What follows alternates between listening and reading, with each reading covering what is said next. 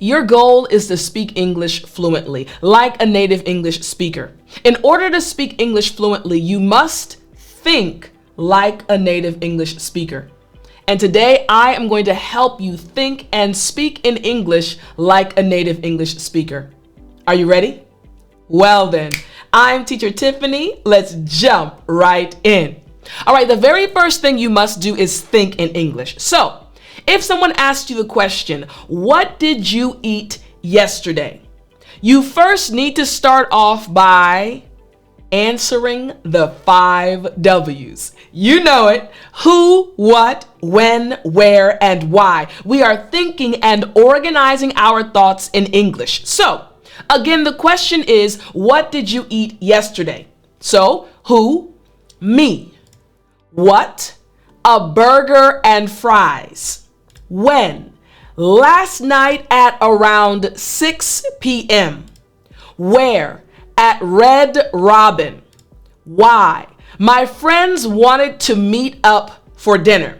Now what's happening is we're organizing all the bits and pieces of information in our mind so that we can answer the question like a native English speaker. It's very easy to answer the who, what, when, where, and why questions, right? You understand what you did. But after you organize your thoughts, you think in English, the next thing you need to do is actually speak. So how can we organize that information into an actual response? Here's how we do it. Using the exact information we looked at to answer the question once again, what did you eat yesterday? Here's the response. Last night, my friends hit me up because they wanted to meet for dinner. It was around 6 p.m., so I was actually starving. We decided to meet at Red Robin, and I had a burger and fries. Now, everything I just said came from the first step, thinking in English. Now, before I go into this a little bit more, I want to explain some of the expressions. Notice I said, hit me up. Hit me up. Now, this is kind of slang, an expression we use in English. So let me explain to you what this means. To hit someone up right here. It's slang for contacting someone. For example, I'm recording this lesson for you. I'm teaching you right now. But right after this lesson, I need to hit my friend up. I need to contact my friend. In English, we say hit someone up. So in the response, I said, last night my friends hit me up. Hey Tiff, hey, what's going on? We want to go out to eat. All right, bet. Sure, I'll be there. My friends hit me up. They contacted me. Makes sense, right? And the last one is starving. I said I was actually starving. Starving right here, it just means to be extremely hungry. You are looking everywhere for food. You're extremely hungry. In English, we say starving. Good job. One more time after me. Starving. Excellent. So again, in step number 1, we had to organize our thoughts. What did you eat yesterday? We answered the who, what, when, where, and why. Then step number 2, the speak step. Now we are able to actually give our response using those 5 pieces of information. Last night, my friends hit me up because they wanted to meet up for dinner. It was around 6 p.m., so I was actually starving. We decided to meet at Red Robin, and I had a burger and fries.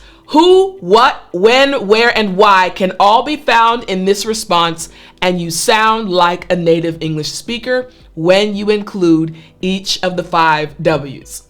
You like that, don't you? All right, let's move on to the next one. I want you to see that this applies to any question and any topic. So let's say, for example, someone asks you to tell them about your best friend. Well, we have to start with the 5 W's. Who? My best friend, Michelle. What? She tells amazing stories. When? Whenever we hang out. Where? In my backyard. Why? She has the best memory and she knows how to make people laugh. Simple questions answered. Who, what, when, where, and why. Now, if you want to organize all of this information to sound like a native English speaker, this is how you would do it. Step 2, the speak step. My best friend's name is Michelle. One of her best abilities is one of her best qualities is her ability to tell amazing stories. She has the best memory and she knows how to make people laugh. Whenever we hang out in my backyard, Michelle will start reminiscing about our younger days and go right into a story. Now, that was a response that any native English speaker would have given. But look at the foundation of this response. The foundation of this response is simply right here. We have a little bit of overlap. There we go. The foundation of our response, let's go and check it out right here. The foundation of our response is just right here, the 5 W's. Who, what, when, where, and why. Now I'm going to leave that part in there. It's okay. It happens. So again, remember, when you are trying to sound like a native English speaker, you have to first, step 1, think in English. Use the 5 W's, who, what, when, where, and why, to organize your thoughts. Once your thoughts are organized, then you can go directly into your response and sound like a native English speaker. Now, in this response, you'll notice that there are 3 things that maybe you've never heard before or maybe you don't understand. So I want to explain them. The first one is hang out. Hang out. Now, hang out. This just means to spend time relaxing or socializing informally. Yeah, I'm just hanging out with my friends. We're relaxing, just talking. We're just spending time together. It's an informal situation. We're relaxing and socializing. In English, we say hang out. So I said whenever we hang out, right?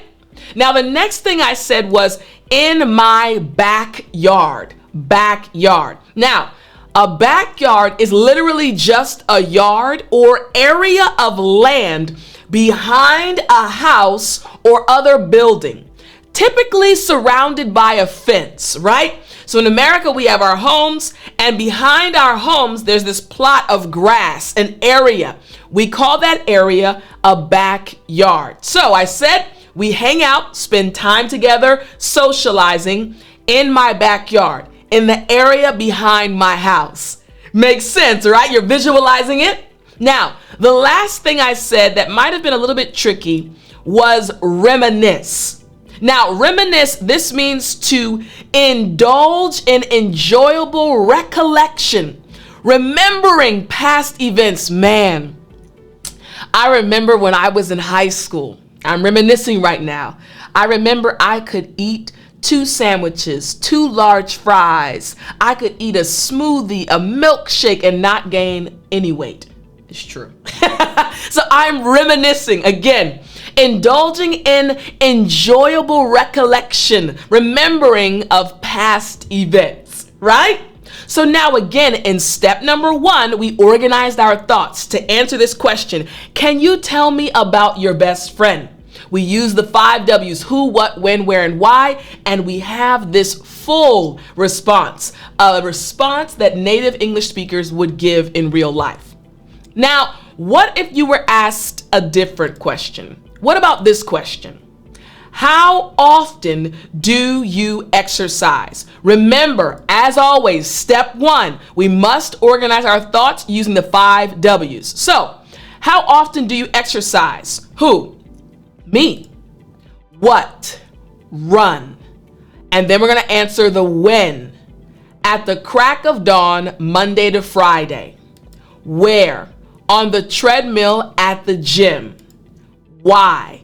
I can clear my mind. Now remember, the question is, how often do you exercise? But when you start organizing your thoughts, again, step number 1, using the 5 W's, you start to get more information that will help you answer the question like a native English speaker. So what would the answer look like using the 5 pieces of information? Here we go. our response would be like this. I normally exercise Monday through Friday. In order to get it in before work, I wake up at the crack of dawn and head to the gym. While I'm running on the treadmill, I am able to clear my mind. This is an amazing response. It's not super long, but it includes each and every one of the 5 W's. All of the information is found in this response. Now, there's some new expressions that I want to explain to you. The first one is get it in. This is a phrasal verb and it can be slang sometimes as well. So let me explain what this means. Explain what this means. If you get something in, you manage to do it at a time when you are very busy doing other things.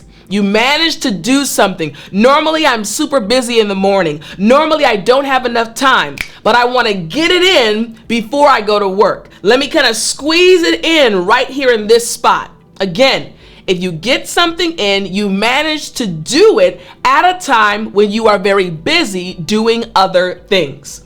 Makes sense, right? Okay, the next thing is the crack of dawn. The crack of dawn. This just means a time very early in the morning, at daybreak or even before daybreak. Now for me, I am an early bird. I wake up at the crack of dawn every day, normally between 4 or 5 a.m. That's the normal time that I wake up, at the crack of dawn. Makes sense, right? Okay, and the next one was clear my mind. I said I'm able to clear my mind on the treadmill when I'm running on the treadmill, to stop worrying or thinking about something. Maybe something happened at work. Maybe something happened with my family or my friends, or maybe something is going on and it's really causing me a lot of stress. When I get on the treadmill, I'm able to clear my mind, to stop worrying or thinking about that thing. Makes sense, right? So again, if we look at the response, I normally exercise Monday through Friday. When? In order to get it in before work, I wake up at the crack of dawn and head to the gym. Why? Get it in before work. What do you do? When? Wake up at the crack of dawn. Where do you go? Heading to the gym. While I'm running on the treadmill, I am able to clear my mind. We've answered each of the 5 W's. Who, what, when, where, and why. So again, if you want to speak English like a native English speaker, just remember to think first using the 5 W's, who, what, when, where, and why, and then speak, and you'll start sounding like me. Now, I hope you enjoyed today's lesson. Don't forget, if you want to keep studying with me and you want my free email tips, all you have to do is go to www.speakenglishwiththiffany.com/newsletter. I want to help you by giving you English tips via email. You can get it for free. Click the link in the description or go to the link you see on your screen, and I'll talk to you in the next lesson. Da, da, da, da. Do, do, do, do, do, do, do. You still there? You know what time it is. It's story time. Hey, I said it's story time. All right, today's story is about one of my closest friends. Yes, one of my closest friends. So, I have actually had COVID, I think 3 times. I'm okay, but I had COVID 3 times. The last time I had COVID, I was living on my own, living in an apartment. Now, when I had it the first time, I was living with my parents, so they were able to take care of me, feed me, everything was great. But when I got sick the last time, I had COVID, I couldn't go out because I didn't want to share with anyone else. But I needed to eat. I didn't have any food in the house because I hadn't prepared ahead of time because I didn't know I was going to get sick. So I remember sitting at home and I was actually on the phone with my friend. I call her Mo. And we were talking and she was just asking, hey, how are you feeling? Are you okay? Now my parents live almost an hour away from me. So it's far, not too far, but it's not around the corner. And I was telling my friend, I was like, yeah, I'm not really feeling well. I need to get some food. So I'm trying to figure out, do I just put 2 masks on and run to the store? I just don't want to get anybody else infected. I wanted to keep everyone safe. So she was listening to me and again asking how I was feeling. I was laying in bed all day. I had a little bit of a fever. I was coughing. I just wanted to be in bed. I didn't want to do any work. And she said, Tiff, do you want me to order some stuff for you and have it sent to your house? And I said, you do that? She said, listen, Tiff, you're my friend. Let me know what you need and I'll have it sent to your door. At that moment when she said it, I realized how precious good friends are. How precious it is to have someone that cares so much about you that instead of them feeling like a friend, they feel like family. So I told her what I needed and she had it delivered right to my front door. It came in like 30 minutes. I had soup, I had orange juice, I had everything I needed. I had cough syrup, everything I needed, and it came directly to my door. I didn't expose anyone to COVID. I didn't infect anyone. My friend cared enough about me to have something brought directly to my door. And I thought about that and I think about it often. I want to make sure I'm that type of person. When someone needs me, I'm there for them. Whatever is needed, I want to make sure they have it. I'll tell you something about me. My love language, if you've never heard of that before, love language is actually acts of service and quality time.